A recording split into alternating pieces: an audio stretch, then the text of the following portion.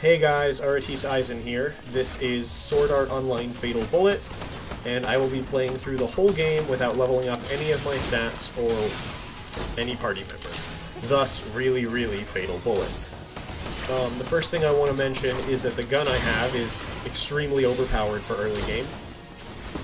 You can get this without having to transfer from another save file by beating the game on another file first, going through the tutorial in extreme mode, and there is an enemy, one of the human player enemies, that is guaranteed to drop this type of gun. If you're on extreme mode, he'll still be level 3, like everything else in the tutorial, but it'll be a rank 4 gun. So you can start the game with a very, very powerful weapon. If nothing else, it can make repeat playthroughs faster. Or, you know, playing at base stats possible. So most of the weapon requirements, or sorry, to use most weapons in this game, there are stat requirements. So being at base stats not only limits your survivability, it limits your damage output to some extent, but there are accessories that can boost your stats. The game is actually not possible without those if you remain at base stats, because the starter gun does not have enough ammo capacity. It's the only one you can use base stats, by the way. It does not have enough ammo capacity to kill some of the late game bosses by itself. I think it holds 4,800, or you can have 4,800 shots in reserve and 40 in the gun, which is not enough to kill a lot of the late game bosses. Because some of them take like 2,000 shots with like a rank 7, which is a lot. So this boss is pretty trivial. What I didn't know at the time of doing the run, I did the whole run over about a month, so I got a lot better in the fight. You can use aim mode on his head from the very beginning of the fight, and if your damage output is sufficient, you can stun lock him. Just right there. The bosses in this game are kind of not great. They're decent, I guess. For a third-person shooter, they're alright. I guess I'm just spoiled by Kingdom Hearts 2. Anyway, that attack where he was spinning, I should have used the pillar to avoid it, but it doesn't really matter. And anyway, I do so much damage, he's not really that much of a threat. I'm a little bit over-leveled right now. I think I'm like level 24, 27, somewhere around there. I did about 2 hours of farming. Yeah, 24. Before I actually started playing the game, so I could get those accessories that bring my stats up to my strength and dex. Those are the stats for weapon requirements, up to 16, so I could use the fancy rank 4 gun that I got. And this is the first forced PvP fight. There's not that many of them, but here is one against this guy, Basalt Joe. He has a really cool battle theme, but he dies so fast I never get to hear any of it, even when you're using, like, a normal gun for this point in the game. You end up fighting him again immediately after this. I'm sure there's some plot reason you have to fight him, but I skipped, like, all of the story. Reki Kawahara is a bad writer, and I don't care about anything he writes. I just play the game because the game is fun.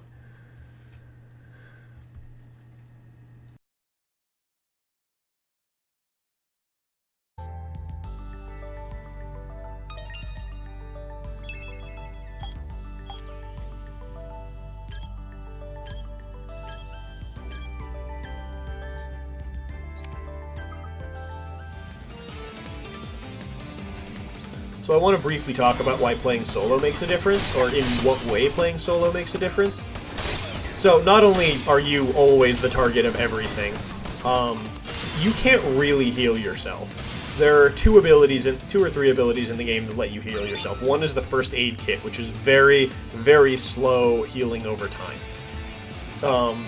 Then you can shoot like a healing field shot, which is like a dome. If you walk in it, it heals you, but at base stats, I can't get that skill. There's multiple levels of that. That's why there's more than 2. Your party members can just immediately shoot a healing bullet and heal you, but I don't have party members, so that can't happen. Their damage output is pitiful. You are always most of the damage output, no matter what you're doing. But yeah, that's pretty much why having party members makes a difference. Now we're on to the second dungeon of the first area of the game, the Extinct Civilization Research Lab. This dungeon is overall fairly simplistic. There's one room that's troublesome if you don't have a long-range weapon, which I don't. I only have this pistol, really. I could have gotten a sniper rifle. I didn't. I chose not to. That was a bad idea. But I'm impatient and stubborn, so yeah. There's not much need for me to actually kill any of these enemies. I'm just kind of doing it because it's fun, I guess.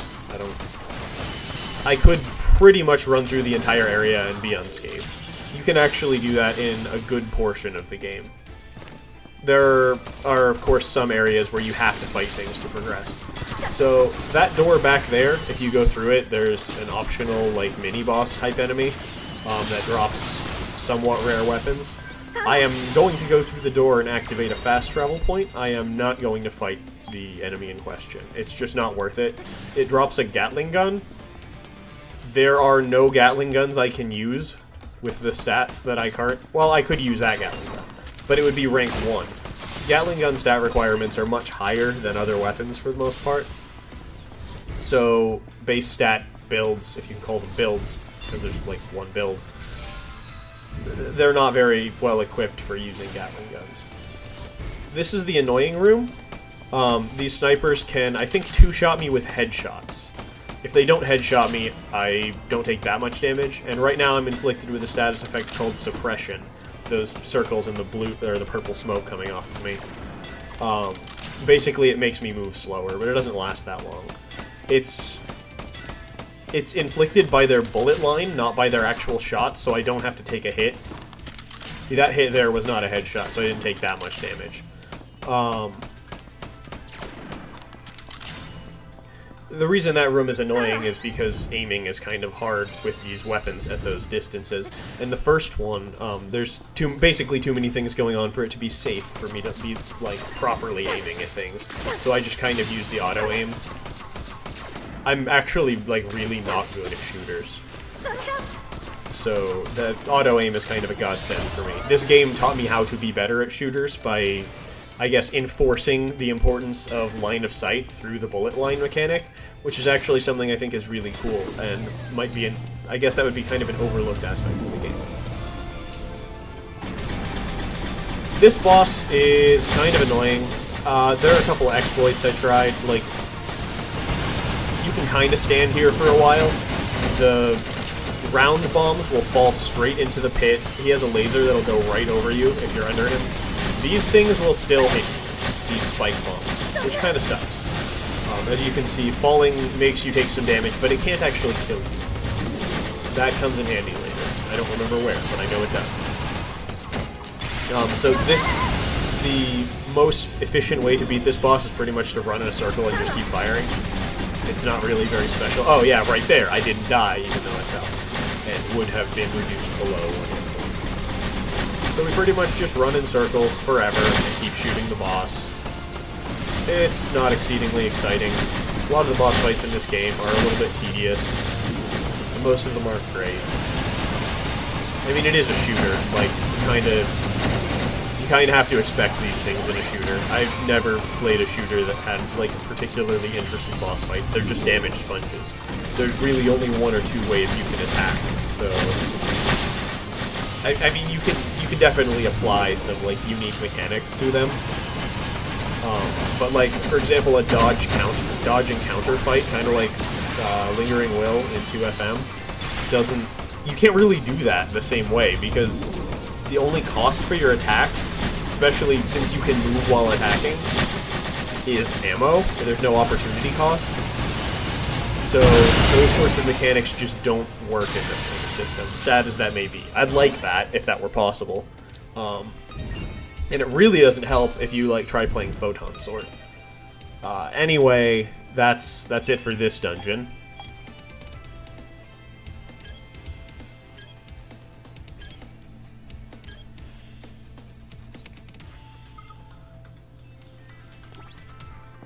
Alright, now for the final dungeon of the Remnant Wasteland, the Cave. This dungeon introduces the worst enemy type in the entire game, facsimiles. We'll see them in a couple of rooms. The first 2 we fight aren't too bad, everything after them just generally sucks. Facsimiles can aim way better than they have any right to. Or it's not even so much that they can aim well, they kind of... Also, I should have jumped on those things to the left and run around the boxes, that's more efficient. But I didn't know that at the time. Anyway, yeah, facsimiles kind of wave their bullet line back and forth and just shoot randomly along it, which usually results in you getting hit. And they don't do that much damage, like, compared to a normal, I guess, player character's health, but I have pretty much crap for health. The 20 extra hit points I get per level, regardless of whether I increase stats, is not enough to matter past maybe halfway through the second area. And there are enemies and bosses in the second area that can 1 or 2 shot me without having to headshot.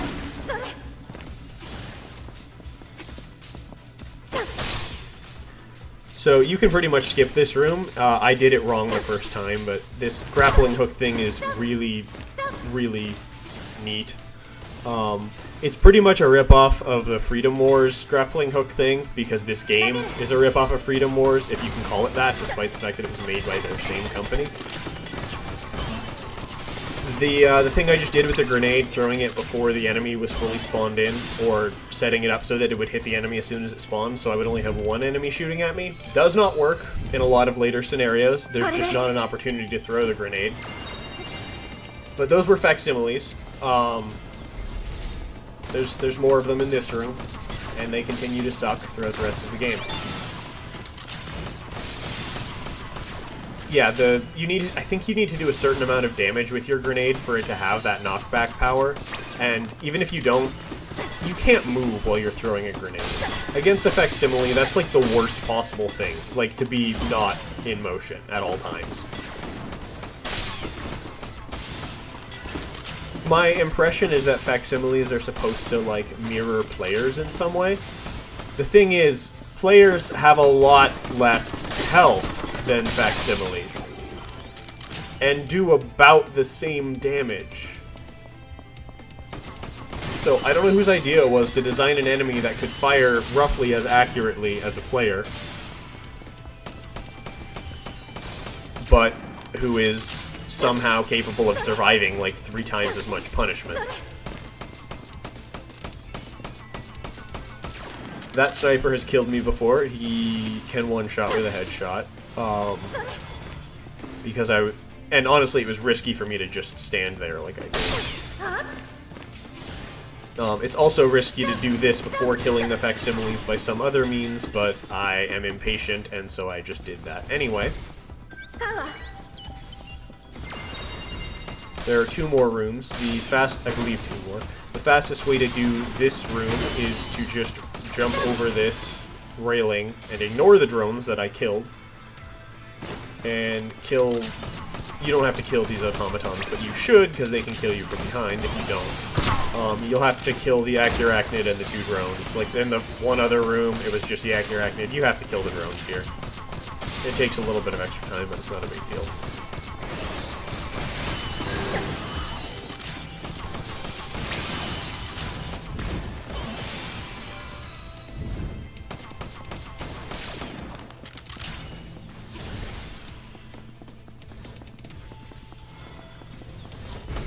So this is the last room.